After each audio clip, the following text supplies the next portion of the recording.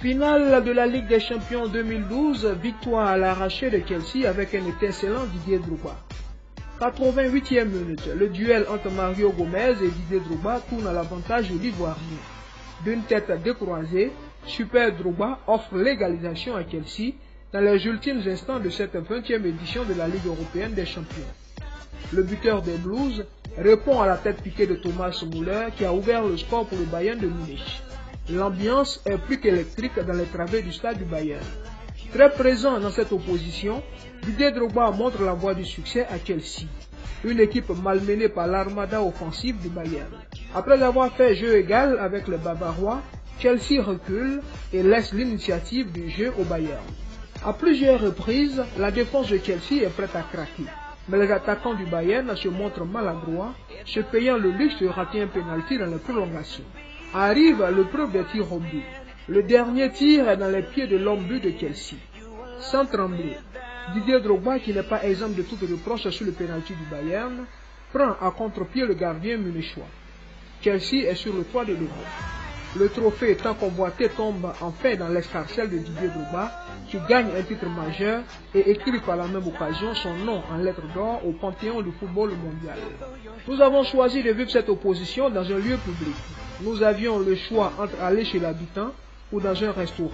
Le restaurant chez Talat, justant la gare de taxi de Koumassi, nous semble idéal. Un shawarma vite avalé, nous nous concentrons sur le début du match. Les supporters de Chelsea sont bien plus nombreux que ceux du Bayern. Mais cela n'empêche pas ces derniers de donner de la voix. Les discussions sont chaudes. À la mi-temps, le restaurant est pratiquement plein. Nous sommes rejoints par de nombreux chauffeurs et autres personnels de la gare routière. Nous sommes au tir au but, la fatidique épreuve des pénaltys, avec tout ce que cela comporte comme suspense et angoisse.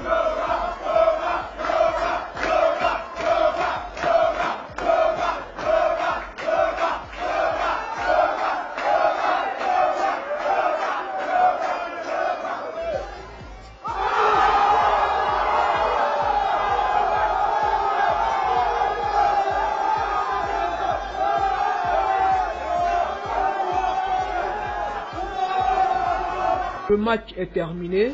Chelsea vient de gagner la 20e édition de la Champions League. Nous avons recueilli quelques impressions. Bon, cette rencontre a été bien, parce que vraiment Chelsea a bien lutté et il mérite ses coups. Didier Drogba, c'est lui-même qui a fait le match, puisque vraiment un but qu'il a égalisé, franchement dit que à parler d'aujourd'hui, Drogba c'est génie pour moi, franchement. Faut qu'elle n'a qu'à venir à Abidjan, on va voir. Nous tous on est contents. On attend lui avec le couple là. On n'a qu'à faire tout possible pour passer, on va voir Abidjan ici. Voilà. Oui, moi c'est Donatien Yapobi. Mes impressions, Drogba nous on y, parce qu'il préfère faire l'honneur à l'Europe que de l'Afrique. Et ça, ce n'est pas bien, parce que l'Europe n'est pas au-dessus de l'Afrique. Voilà.